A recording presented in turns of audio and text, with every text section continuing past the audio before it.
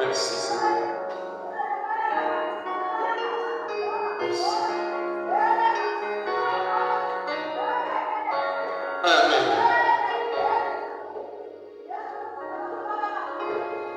Gloire à toi Seigneur. Bonjour frères et sœurs. La paix, la grâce de notre Dieu soit pour partage à tous. Le message de ce matin, c'est veille sur les pensées de ton cœur. Veille sur les pensées de ton cœur. Notre texte de base, nous allons voir dans le livre de la Genèse, chapitre 6, verset 5. Genèse, chapitre 6, verset 5. L'Éternel vit que la méchanceté des hommes était grande sur la terre, et que toutes les pensées de leur cœur se portaient chaque jour uniquement vers le mal. Je reprends. L'Éternel vit que la méchanceté des hommes était grande sur la terre, et que toutes les pensées de leur cœur se portaient chaque jour uniquement vers le mal. Amen, amen. La parole de Dieu nous révèle ce matin quelque chose d'extraordinaire, c'est que avant le déluge, le Seigneur a fait un constat sur les hommes de ce temps-là. Il a vu que l'homme était méchant en ce temps-là et que les pensées de son cœur étaient tournées uniquement vers le mal. Je voudrais dire à quelqu'un ce matin, quand Dieu regarde ton cœur, il voit uniquement du mal, alors c'est la bénédiction qui descend dans ta maison, dans ta vie. Avant le déluge, Dieu a regardé et il a vu quelque chose.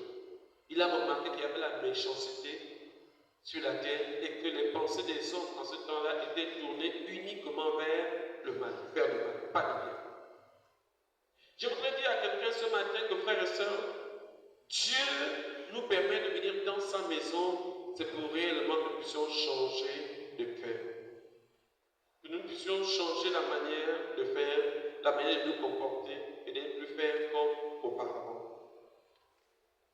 Beaucoup de chrétiens voient la bénédiction s'échapper de leur vie uniquement parce qu'ils restent encore comme auparavant. C'est que les mêmes choses qu'on faisait auparavant, dans la présence de Dieu, dans la maison de Dieu, nous continuons à faire les mêmes choses. Frères et sœurs, notre cœur, nos cœurs doivent recevoir la parole de Dieu et vivre et faire ressortir. Ce qui doit sortir de nos bouches, c'est uniquement la parole de Dieu, pas autre chose. En fait, un chrétien n'est pas fait pour plaire à quelqu'un, mais pour plaire à Dieu seul. Parce que quelqu'un comprend ici. Le chrétien, sa mission, c'est de plaire à Dieu. Et le plus souvent, quand le chrétien fait de plaire à Dieu, il ne va pas plaire aux hommes. Pourquoi? Parce que les pensées des hommes sont contraires aux pensées de Dieu. Quand Dieu regarde, il remarque qu'il y a la méchanceté sur toute la terre, mais que les pensées des hommes en ce temps-là étaient tournées que vers le mal. Imaginez-vous un pays, une province, une famille où les pensées sont tournées vers le mal. C'est une catastrophe. Il n'y a pas de bénédiction. Mais je voudrais dire à quelqu'un ce matin, puisque nous sommes dans la maison de Dieu, puisque nous sommes en Christ, chacun de nous doit veiller sur son cœur afin que les mauvaises pensées n'envahissent pas son cœur. Parce que notre Dieu fait quelque chose d'extraordinaire. Notre Dieu nous regarde d'abord dans nos cœurs. Il voit d'abord les pensées de nos cœurs avant de voir nos actions. Quand tu es en amitié avec quelqu'un, tu peux faire semblant aux yeux des gens, pensant qu'on ne te voit pas, mais celui qui a créé toutes choses voit d'abord les pensées de ton cœur. Si tes pensées sont mauvaises, Dieu te condamne. C'est pour ça que vous pouvez voir souvent dans les familles, il y a des personnes qui sont avec toi, ils sourient avec toi, mais son cœur n'est pas avec toi. C'est parce que quelqu'un comprend. Beaucoup de personnes sont avec toi, peuvent peuvent t'acclamer, peuvent tout faire, mais au fond de cœur, ils ne sont pas avec toi. Et puis vous dire que dans cette salle, il y a des personnes qui sont là seulement pour faire plaisir aux autres, mais leur cœur n'est pas en Seigneur. Quelqu'un peut servir le Seigneur juste pour remplir les formalités aux yeux des hommes, mais son cœur n'est pas là. Donc, chacun de nous doit veiller sur son cœur.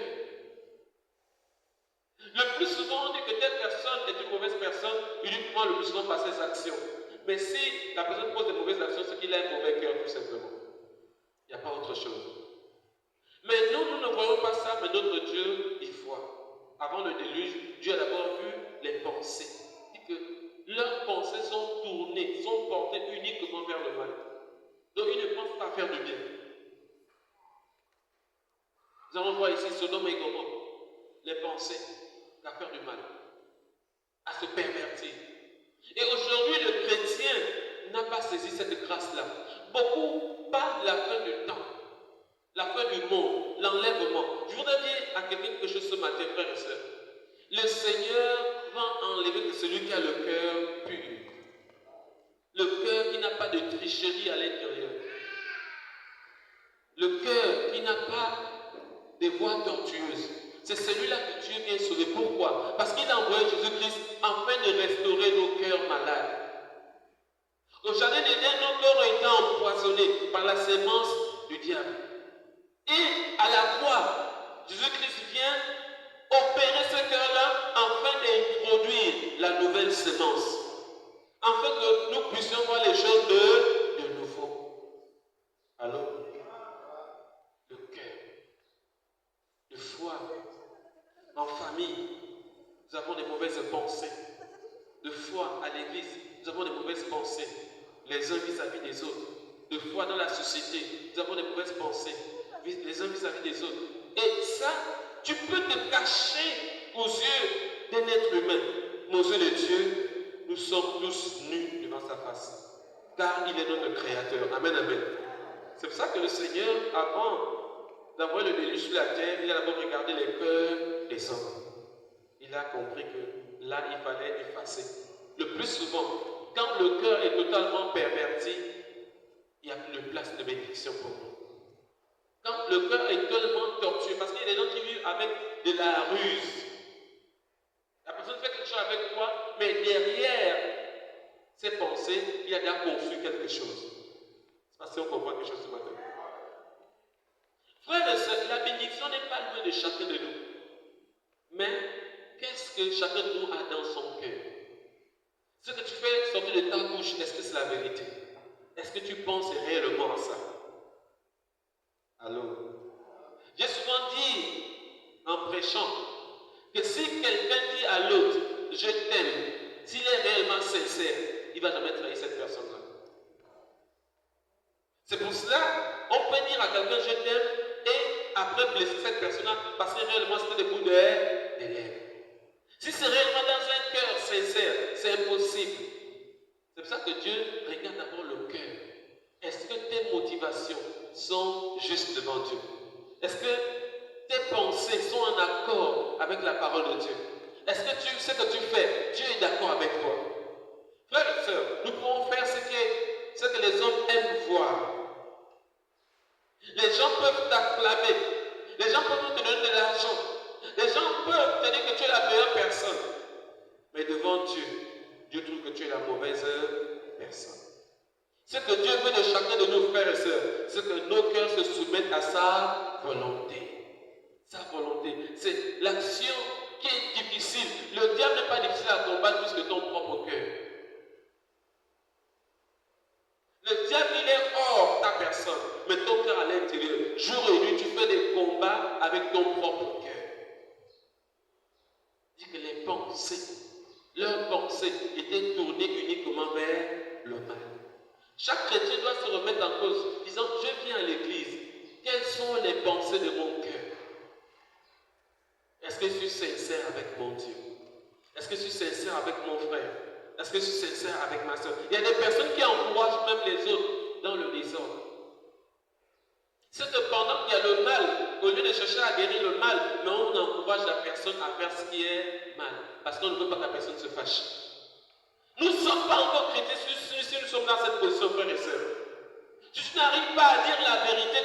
chrétien du tout. Le chrétien, c'est celui qui pense ce qui est juste et fait ressortir la justice de Dieu. C'est pour ça que notre bouche ne doit pas dire n'importe quoi. Notre bouche est là, s'ouvrir pour dire uniquement la volonté de Dieu. Mes frères, c'est parfois difficile de dire à l'autre, tu mens. De dire à l'autre, tu es dans la mauvaise position. De dire à l'autre, change. C'est cette personne qu'on cherche souvent à éliminer. Il faut remarquer dans les familles, dans les nations, les personnes qui essaient de s'élever pour dire la vérité, ce sont les personnes qu'on condamne aujourd'hui. Les personnes qui laissent faire, ce sont les personnes qui sont acclamées. Mais nos vies, est-ce que nous sommes censés attendre notre Seigneur avec des cœurs pervertis? Des cœurs qui vivent un monde du mensonge. Des cœurs qui ne savent pas pardonner. Des cœurs qui ne savent pas dire la vérité. Des cœurs, chaque jour, qui analysent comment il faut faire pour tromper. Quel est ce genre de chrétien? Frères et sœurs, regardons que Dieu ne change pas le plus souvent parce que nous-mêmes n'avons pas changé. Allô? Beaucoup de choses ne changent pas dans les vies parce que toi-même tu refuses de changer. Tes choses sont à l'image de ton propre cœur. Allô? Je ne parle pas ici d'un bon prédicateur, je ne parle pas ici d'un bon chantre ou bien d'une bonne personne du service d'homme. Non, je parle de quelqu'un qui a pris conscience que mon cœur doit changer. C'est là que vous écoutez souvent les deux voix. D'autres disent, un cœur m'a dit de dire ça, et l'autre cœur m'a dit de dire ça. C'est le conflit que chacun de nous a, frères et sœurs. Tant que tu ne vas pas dominer cette mauvaise pensée en toi, tu peux être chrétien pendant des années. Frères et sœurs, nous passons les derniers temps. Tu ne pourras pas être enlevé. Être chrétien, c'est aller au-delà des réalités humaines. C'est de changer, de prendre conscience que je ne veux pas marcher comme les hommes veulent, mais comme Dieu veut. On peut te chasser de ta famille à cause de ça. Parce que dans ta famille, s'il y a une direction, que tu prends le sens contraire à cause du Seigneur, on peut te renier. Beaucoup refusent l'abandon, le rejet. Beaucoup préfèrent s'attacher à ce que le monde fait. Quand il faut choisir, c'est difficile de voir aujourd'hui les chrétiens qui choisissent Dieu. Que moi je reste dans la volonté de Dieu, qu'il pleuve ou qu'il neige. Dieu avait remarqué l'état de cœur. Beaucoup prient aujourd'hui, beaucoup jeûnent aujourd'hui, beaucoup viennent à l'église, mais leur cœur ne change pas. Allô? Beaucoup sont à l'église, beaucoup visitent des endroits. À part cette église, il y a plein d'églises, il y a plus de 1000 églises ici à Port-Gentil. Nous allons faire un constat. On va à l'église, mais on ne change pas. Pourquoi? Est-ce que c'est la mauvaise prédication? Non. C'est l'état du cœur de chacun. Nous n'avons pas encore pris conscience qu'il faut que je me batte contre les mauvaises pensées de mon propre cœur. C'est pour ça que vous avez remarqué que nous voulons souvent que les autres changent, mais pas nous. Allô? Telle personne ne veut pas changer. Je fais tout, mais la personne ne change pas. J'ai appris quelque chose, ça m'aide beaucoup en Christ. Le jugement. Je ne juge plus personne. Je passe le temps à me juger moi-même. Tu peux faire quelque chose pensant que tu m'as fait de mal. Moi, ça me dit absolument rien du tout. Parce que chacun a sa vie. Allô? Je me suis rendu compte que je me lamentais pour les autres et ça ne paye pas. Réfléchis sur ta propre vie, développe ta propre vie. N'aie de mauvaises pensées pour personne. Si tu veux te développer, essaie de juger, de critiquer ta propre vie. Pas une autre personne. Si tu commences à voir que l'autre a les pieds comme ça, c'est fini. Alors ton cœur commence à concevoir ce qui est mauvais. Juge ta propre vie. Est-ce que je fais bien? Est-ce que je me comporte bien? Est-ce que ce que je fais, Dieu est avec moi? C'est ce qui est important, mon frère, ma soeur. encore avec toi. Mais beaucoup aujourd'hui, c'est la masse. Tant que tout le monde acclame, je vais aussi acclamer. Est-ce que Dieu est dans vos acclamations? S'il y a une mode aujourd'hui, moi aussi je m'arrive à cette mode-là. Est-ce que Dieu est dans cette mode-là?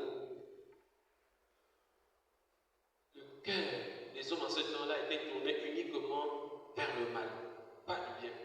Frères et sœurs, le monde, dans le monde, il n'y a aucun bien.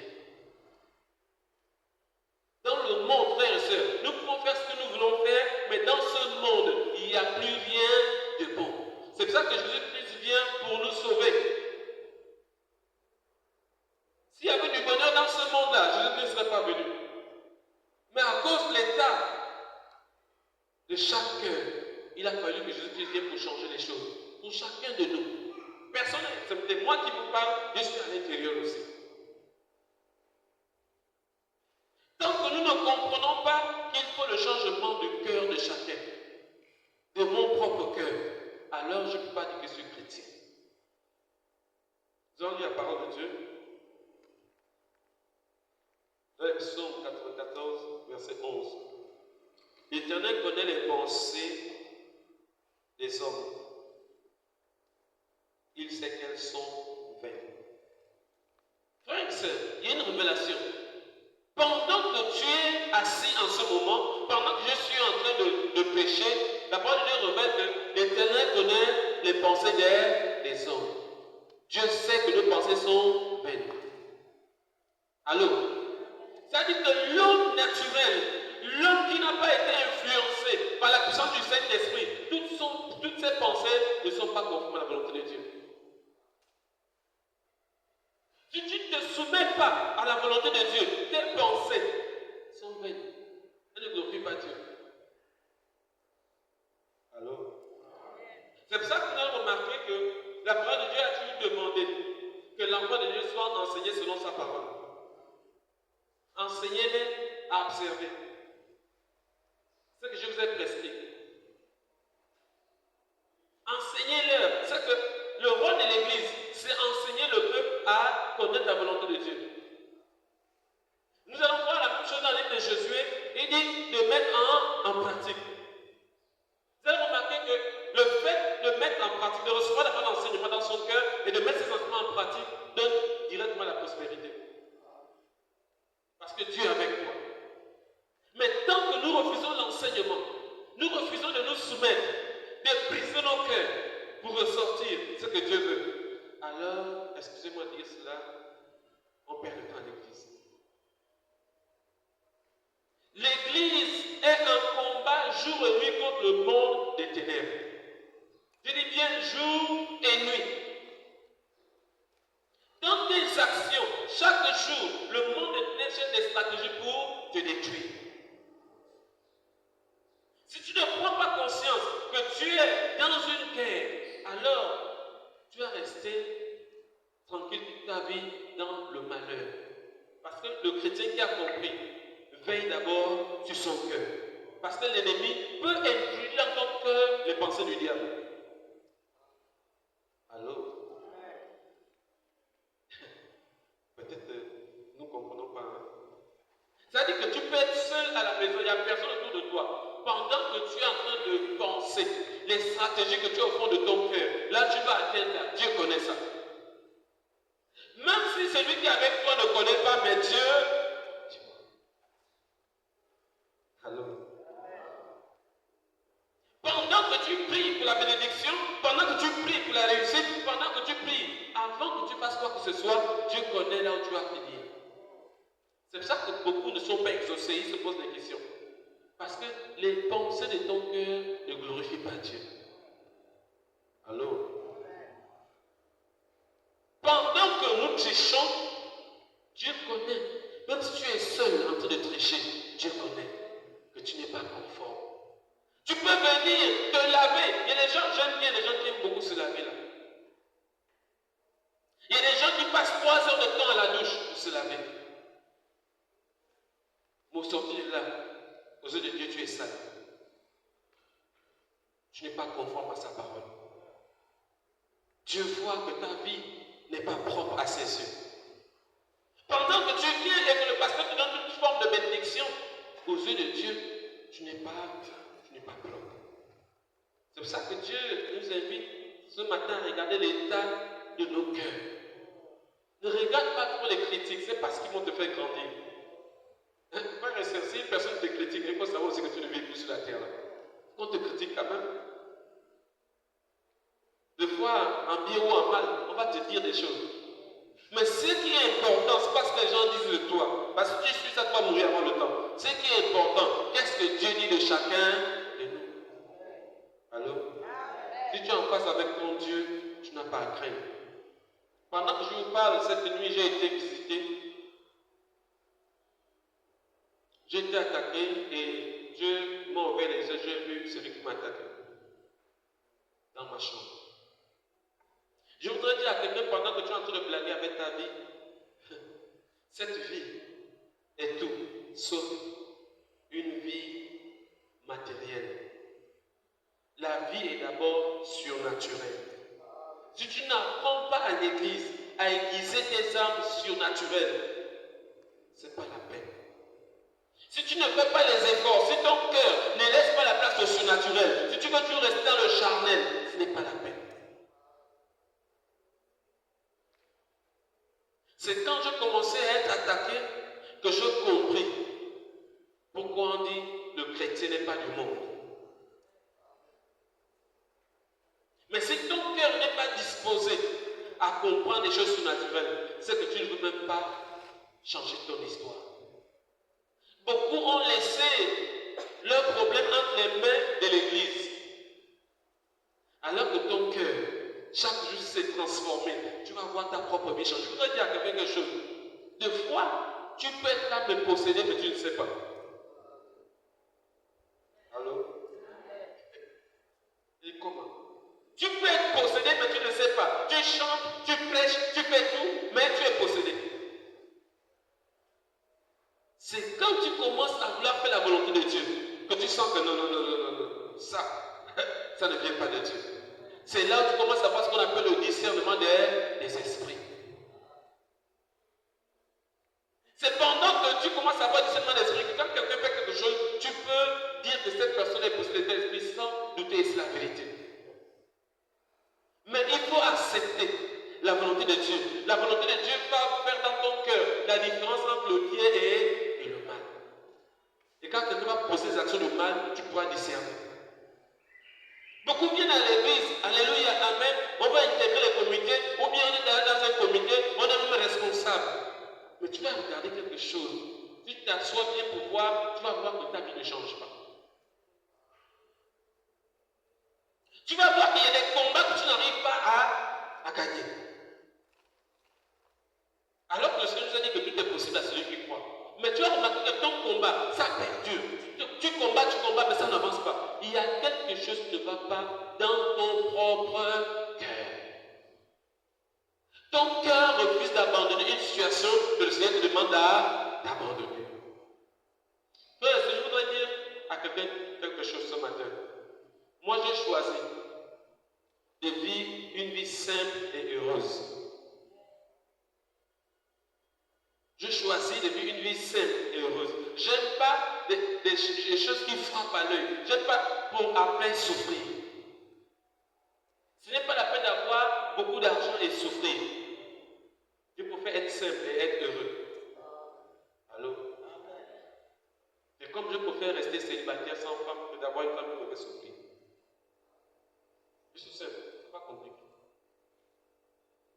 C'est un choix que tu te fais.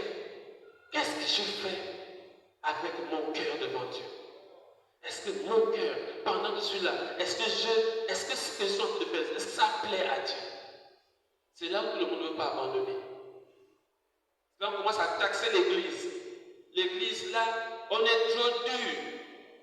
L'église là, on empêche les gens de faire ce qu'ils veulent. Allez-y faire ce que vous voulez. Après 10 ans, vous allez revenir la même position. La parole de Dieu, elle ne change pas. Toi, tu peux te tourner dans une autre position. Tu peux faire 50 ans. Tu vas virer, tu vas tomber sur la parole. Allô? Une bonne prophétie ne change pas. Je peux dire à quelqu'un, si je te donne un conseil, si tu veux amuse-toi avec ce conseil-là, va où tu veux. Un jour, même si tu ne me vois pas, tu vas te souvenir que ce qui m'arrive là, quelqu'un m'avait conseillé. Pourquoi? J'ai appris quelque chose avec Dieu. Dieu, initialement, veut guérir son peuple. Et pour te guérir, il te donne des paroles de guérison. C'est toi, si tu restes dans la parole de guérison, alors la guérison descend dans ta vie. Mais si tu refuses, la maladie continue à te poursuivre. Après 50 ans, tu vas te souvenir, mais Dieu m'avait parlé. Certainement, il n'est pas quelqu'un qui fait descendre le toit. Il n'est pas quelqu'un qui prédit l'avenir. Il dit que ton arrière-grand-père était comme ça. Mais ce qu'il te dit, ça va, ça. Pourquoi? Je vais dire quelque chose à quelqu'un ce matin. La parole de Dieu ne change pas. Si Dieu te dit, si tu continues dans cette voie-là, c'est une mauvaise voie, alors tu vas découvrir le malheur. Mais si Dieu te dit, continue sur une bonne voie, tu vas remarquer du bonheur. Qu'est-ce qui se passe, frères et sœurs? Ton cœur. Ton cœur.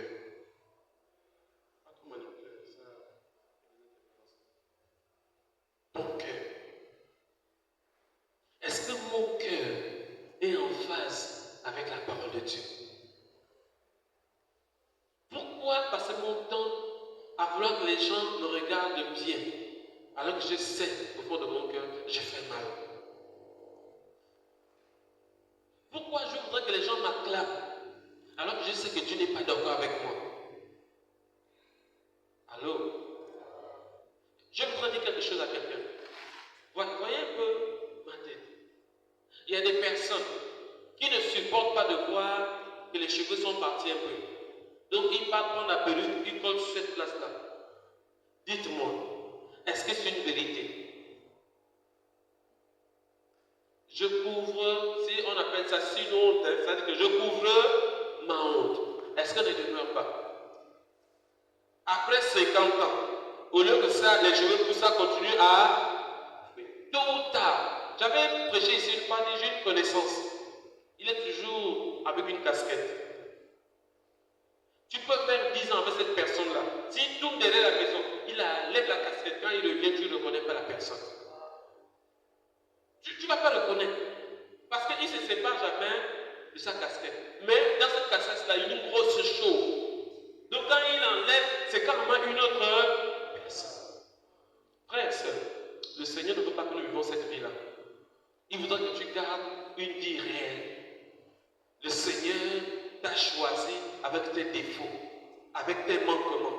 Le Seigneur te donne l'opportunité d'avoir une nouvelle histoire. Laisse le Seigneur faire son travail dans ta vie. Amen. Laisse le Seigneur faire son action au travers de ta vie. Laisse ton cœur être impacté par la parole de Dieu. Tu vas remarquer quelque chose, que tout ce qui te résistait là ne pourra plus te résister. Parce que quand tu as accepté la parole de Dieu dans ton cœur, c'est Dieu que tu as accepté. Amen, amen. Genèse chapitre 20, verset 6.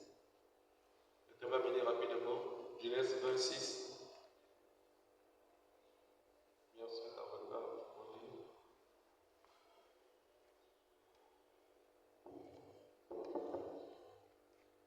Je lis la parole de Genèse chapitre 20, verset 6. Dieu lui dit en songe, je sais que tu as agi avec un cœur pur. Aussi t'ai-je empêché de pécher contre moi. C'est pourquoi je n'ai pas permis que tu la touchasses. Amen. Ici, nous avons l'histoire d'Abraham et le roi Abimelech. Pendant qu'Abraham disait aux gens que sa femme Sarah était sa sœur, le roi est tombé amoureux de sa femme. Et pendant que le roi a pris la femme d'Abraham et a donné les présents pour cela, Abraham ne dormait plus la nuit. Et pendant que le roi Abimelech était avec la femme, il devait sortir, comme on dit, coucher avec elle, mais le Seigneur est intervenu dans le songe. roi dit non. Je n'ai rien fait de mal. C'est lui-même qui a dit que cette femme-là, c'est sa femme. Lisons ensemble ce que Dieu a dit. Au verset 6, ça dit quoi? Dieu lui dit en songe, je sais, tu as agi avec un cœur pur. Aussi t'ai-je empêché de pécher contre moi.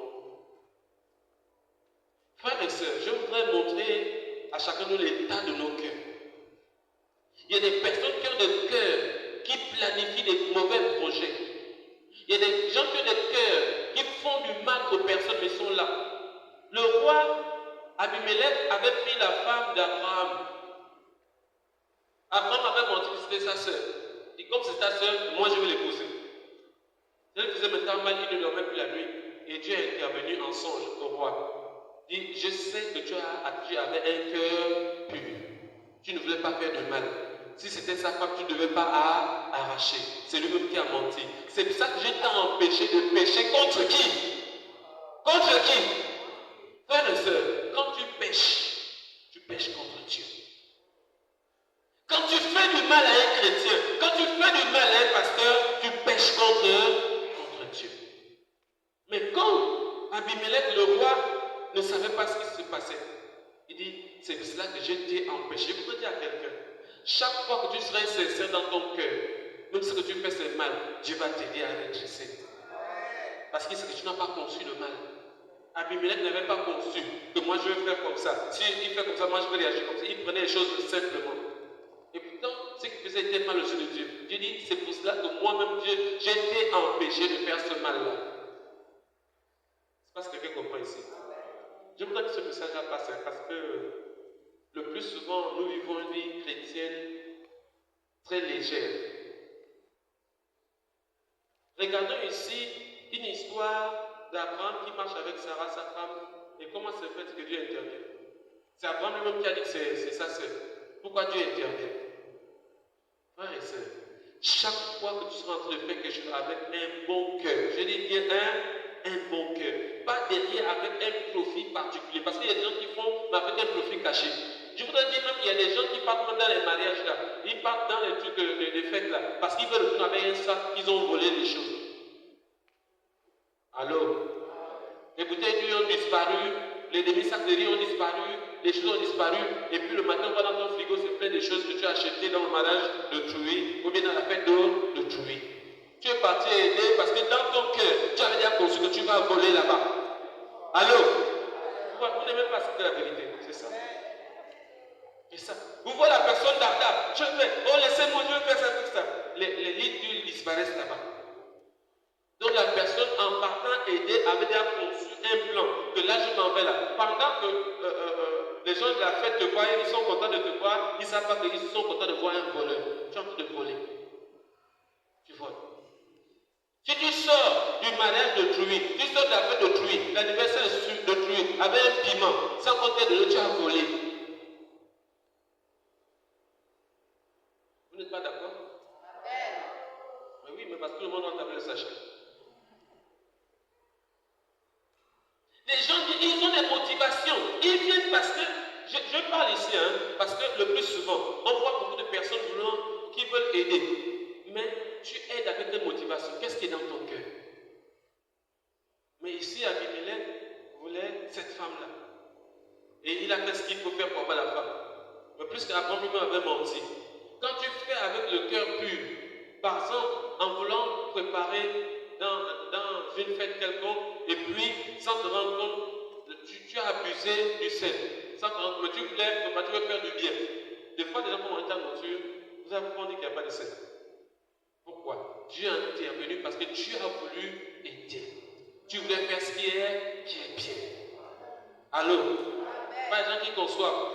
Ils ont déjà non. Viens avec un sac. Il faut savoir, c'est tous les gros sacs qui viennent. Remarquez les mamans. Il n'y a jamais quelqu'un qui vient avec son porte-monnaie. Il y a toujours un gros sac ou un gros sachet. Ça retourne toujours plein. C'est du vol. C'est du vol.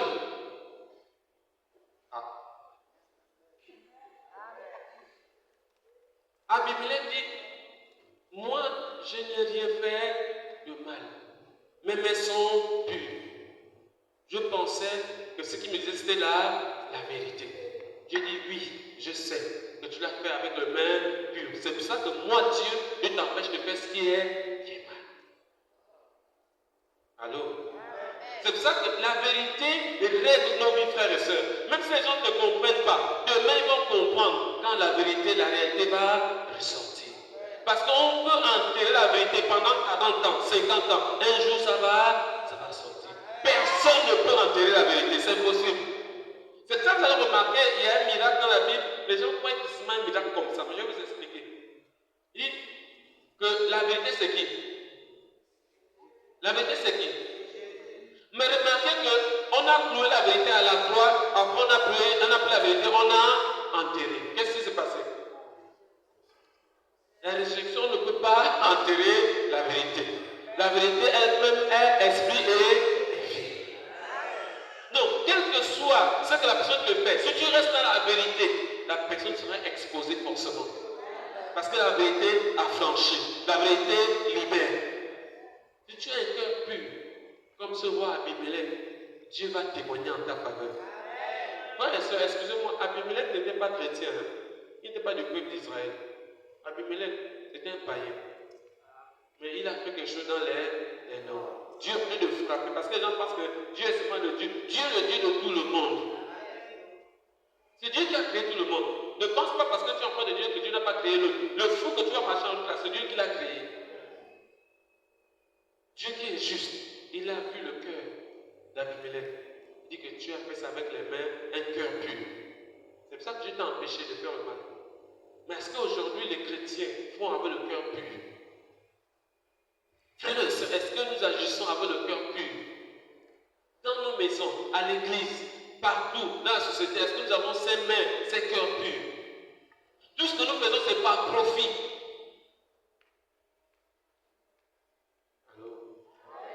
Je vois telle personne parce que ça. Je veux faire ça parce que ça. C'est pour ça que vous allez remarquer, même dans les églises, les familles qui n'ont rien, on ne s'occupe pas d'eux.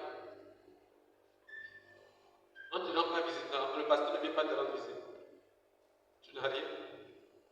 C'est parce qu'il y a l'intérêt. Mais notre Dieu, il regarde, tu vas vers telle personne. Qu'est-ce qui te motive? Qu'est-ce qui est dans ton cœur? Est-ce que tu l'aimes vraiment? Est-ce que tu veux vraiment son bien? Si tu aimes son bien, alors tu n'auras pas les intérêts. Parce que celui qui t'aime, on n'aime pas par un intérêt. Allô? Allô? Oh non, on a préparé toute la nuit.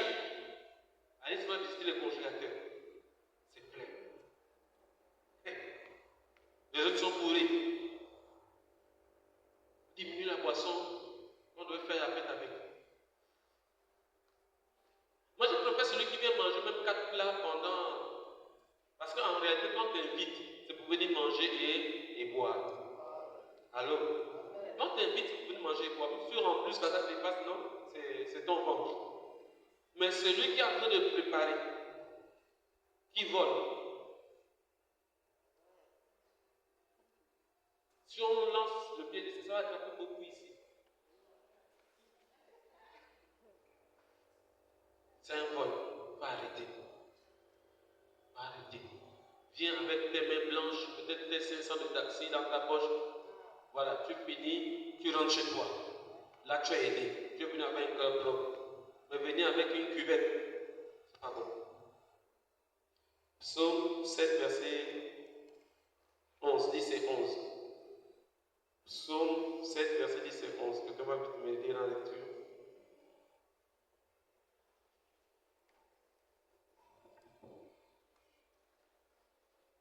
Je lis la parole de Dieu dans Psaume 7, 10 et 11. Mets un terme à la malice des méchants et affermis le juste. Toi qui sondes les cœurs et les reins, Dieu juste. Verset 11. Mon bouclier est mon Dieu, qui sauve ceux dont le cœur est droit. Amen. Ce qui me plaît ici, c'est à partir du verset 10, dit Dieu qui sonde les cœurs et les reins. Allô? Je voudrais dire à quelqu'un, l'enfant est souvent positionné où? Sur l'homme. Hein? Mais la révélation des Écritures, frères et sœurs, il faut vraiment connaître la parole de Dieu. Il faut prendre le temps à méditer la parole de Dieu. toi, c'est un miracle que tu as fait pour nous. Celui qui sonde les cœurs et les reins. Je voudrais dire à quelqu'un, si mes reins sont endommagés, si quelqu'un a la capacité de sonder déjà mes reins, est-ce qu'il ne va pas régler ce qui est endommagé là-bas? Il sonde les cœurs pour connaître la position de ton cœur. Il faut aussi tes reins. S'il y a quelque chose qui ne va pas, c'est pour ça qu'on peut dire, Dieu connaît les générations qui vont sortir du terrain. Parce que c'est lui qui met les générations sur le terrain. Parce que vous comprenez ici. C'est Dieu qui met. Quand tu dis j'ai un enfant, j'ai eu un enfant là, c'est Dieu qui a mis l'enfant, c'est pas toi. Allô? C'est que nous ne comprenons pas que Dieu a fait quelque chose de merveilleux pour nous chrétiens. Il est le bouclier de ceux qui sont comment? Qui ont le cœur pur. Dieu, quand ton cœur est pur, il devient ton bouclier. Il te protège. Tout ça a toujours le cœur toujours. Il est le bouclier. C'est que quand tu es attaqué, avant d'être touché, la balle passe par ton bouclier. Mais si Dieu est ton bouclier, quand on parle de la protection divine, il suffit d'avoir un cœur pur. Tu n'envies pas les autres. Tu ne cherches pas du mal autrui. Tu ne cherches pas du mal à la maison d'autrui. Tu ne cherches pas à voir l'autre souffrir. Tu as un cœur pur. Tu cherches à régler tes propres problèmes avec Dieu. Beaucoup de chrétiens n'ont pas ça. On cherche à savoir comment l'autre dort. Comment l'autre fait telle chose. La vie de l'autre, on doit connaître ça. Tu oublies ta propre vie. Mais Dieu est le bouclier de ceux qui ont le cœur pur. Frère, c'est nous remarquons que dans la Bible, si vous mettez seulement cœur pour regarder le cœur dans la Bible de l'homme, vous serez dépassé. Il y a plus de 10 000 passages qui parlent que du cœur de l'homme. Le cœur qui a besoin de transformation. C'est notre cœur qui a besoin de la régénération, frère et sœur. Du changement. Le Saint-Esprit doit toucher. Nous devons laisser notre cœur être influencé par le Saint-Esprit. Dès que tu as compris ça, alors Dieu devient ton bouclier. Dieu qui regarde le cœur et les reins, il sait ce qu'il peut te donner. Nous ne savons pas les bénéfices que Dieu peut nous accorder quand il regarde que nous avons un cœur pur. Beaucoup ont prié des années pour avoir de la révélation. Mais regardons ici, un roi qui ne connaît pas Dieu, mais qui est pur de cœur. Dieu se révèle à lui. Alors, chaque fois que tu vas te lever dans ta vie avec un cœur pur, quel que soit ce que l'ennemi va vouloir organiser contre ta vie, Dieu va intervenir en ta faveur. Dieu veille sur ceux qui ont le cœur pur. Dieu ne dit pas le semblant. Il y a des gens, frères et sœurs, arrêtons de faire semblant. Il y a beaucoup de gens, tu peux avoir beaucoup de frères en Christ, beaucoup de sœurs, mais c'est lui semblant. C'est rare d'aller sur 10 personnes pour trouver quelqu'un qui a le cœur pur. Tu vas constater, celui qui a le cœur pur te dit la vérité. C'est celui qui t'aime. Le plus souvent aussi, il y a une erreur dans la vie que moi j'ai vue. Celui qui t'aime vraiment, tu ne l'aimes pas. Celui qui te dit la vérité, c'est celui que tu détestes. C'est extraordinaire. La parole de Dieu révèle que la vérité a affranchi. Mais le chrétien d'aujourd'hui ne veut plus entendre la vérité. Chaque fois que tu dis la vérité à un chrétien, il est contre toi. C'est pour ça que si tu es un ami, que tu lui as établi la vérité, si tu ne fais pas attention, vous allez vous séparer. Mais celui qui a le cœur pur demeure dans sa vérité. Qu'il pleuve ou qu'il neige. Si une femme t'aime vraiment, elle va te dire la vérité. Si un homme t'aime vraiment, il va te dire la vérité. Quel que soit ce que ça coûte. Vous allez remarquer aujourd'hui, quelqu'un préfère donner 100 000 à quelqu'un que tu dis vraiment, je t'ai critiqué hier, excuse-moi, pardonne-moi. Au lieu de lui demander pardon à la personne, il préfère demander à la personne encore 100 000. Que vous pouvez ça pour lui dire, frère, sœur, je m'ai parlé contre toi, pardonne-moi. Vous voyez qu'aujourd'hui, même les chrétiens sont rentrés dans ce mécanisme diabolique où on ne veut pas ressortir la vérité. C'est pour ça que personne ne doit accepter qu'il a à cause des positions des cœurs. C'est pour ça que vous avez remarqué, en famille, personne ne veut avoir tort. Tout le monde a raison. Dans la nation, tout le monde, les opposants ont raison, le parti au pouvoir a raison, tout le monde a raison, la population a raison. Ce qu'on voit, c'est la catastrophe. Dans la société, il faut reconnaître quand tu as tort. Si tu dois avoir un cœur pur, il faut reconnaître tes torts et chercher le changement. Allô? Je voudrais dire à quelqu'un que personne qui ne fait pas des erreurs. Tout ce temps que nous sommes, nous commettons des erreurs. Mais le cœur pur, il sort de là victorieux parce qu'il s'est demandé pardon. Il y a des gens qui ont peur de demander pardon. Ou il y a des hommes qui ont peur de dire à sa femme, à son épouse, pardonne-moi, je mets la chute. Il se gonfle. Il faut donner même 100 000, 200 000. Tu fais du mal à l'autre, ce que tu trouves, ça vient de donner l'argent. Est-ce que tu as changé? Apprends à te rabaisser. Le cœur pur t'amène à reconnaître tes erreurs et dire pardonne-moi, j'ai mal fait. Il y a des femmes aussi qui aiment ça. Tu peux la faire n'importe quoi. Dès que tu amènes 500 000, elle oublie. C'est pour ça que vous voyez beaucoup de femmes avec de grosses voitures. On leur fait du mal, mais ils restent là, dans le foyer avec de grosses voitures. Chaque jour, ils changent de grosses voitures. Ils sont dans les loges, on a bouffé tous les enfants, mais ils sont là avec des grosses voitures. Ah, le cœur pur. La beauté, partout, mais dans la maison, on pleure. Mais quand on sort, on te voit, les mèches, les brésiliennes, les bijoux partout, la grosse voiture. Quand tout le monde quitte, tu pleures. Tu es réconforté quand tu vois les gens venir la journée. C'est là que tu es quelqu'un. Mais quand tout le monde rentre, tu es là que les larmes aux yeux. Tu veux la haute vie. Je voudrais dire à quelqu'un quelque chose. Dieu, quand il nous appelle, c'est pour une vie heureuse. Préparons nos cœurs à accepter la vérité. Jésus-Christ est la vérité. Préparons nos cœurs à accepter Jésus-Christ de Nazareth comme Seigneur et Sauveur. Soumettons-nous à sa volonté. Nous serons totalement bénis. Amen. Voilà quelqu'un qui a fait la volonté de Dieu sans connaître Dieu.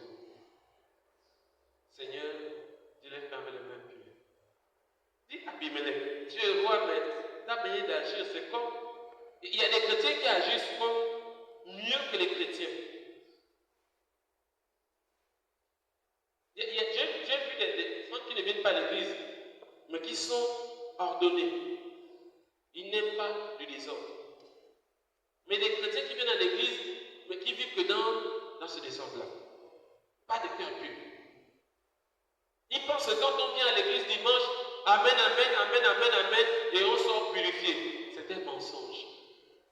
C'est toi qui dois purifier ton cœur dans le sang de l'agneau. C'est toi qui dois accepter ta position. Que Seigneur, là je suis une mauvaise pente. Je reconnais ma position. Il y a des gens qui ne connaissent jamais qui sont en danger. Tu passes du temps à regarder la vie des autres. Regarde d'abord les pensées de ton cœur. La parole de Dieu dit dans Proverbe 4, 23, garde ton cœur plus que tout autre. Car du cœur viennent les sources de la vie. De ton propre cœur, la richesse peut couler de ton propre cœur. Le bonheur, c'est ton propre cœur, c'est toi-même. Si tu souffres, c'est ton propre cœur. Tu as le cœur endurci. Il dit, de ton cœur coulent les sources de la vie. Donc si tu veux être heureux, débarrasse-toi de ce que Dieu n'aime pas. Tout simplement. Cache-cache. Cache-cache. Cache-cache. Dieu sonde tes cœurs. Avant que tu ne penses aller faire ce que tu vas faire, Dieu est au courant.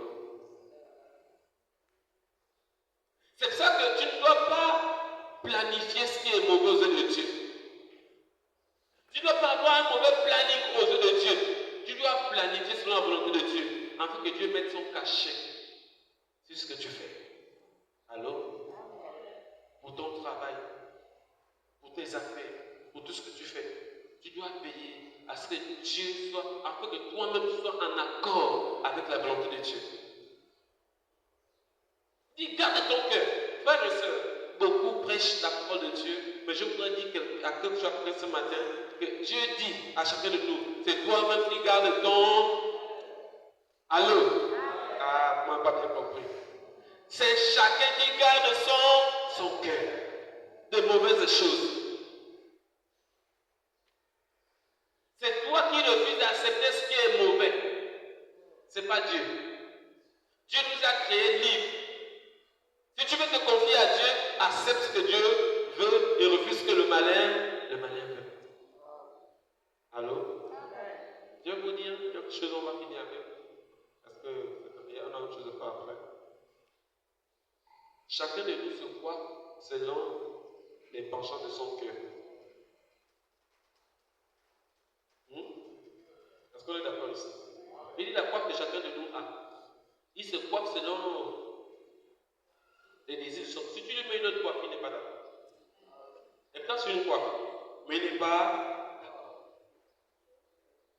La tenue que tu mets là, tu mets ça parce que ça marche avec ce qui est dans ton... Si quelqu'un te donne une autre tenue, tu ne vas pas accepter.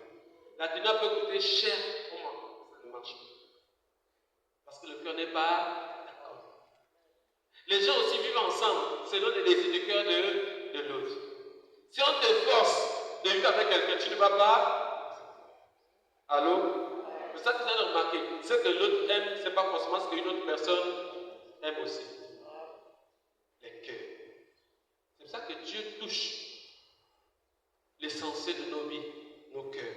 Afin que nos cœurs puissent s'attacher à sa volonté. Afin que ce que tu aimes, Dieu aime aussi. Est-ce que quelqu'un comprend là? Si tu aimes ce que Dieu aime, tu es béni. Beaucoup sont dans les rayons des Écritures. Ils aiment ce que Dieu n'aime pas.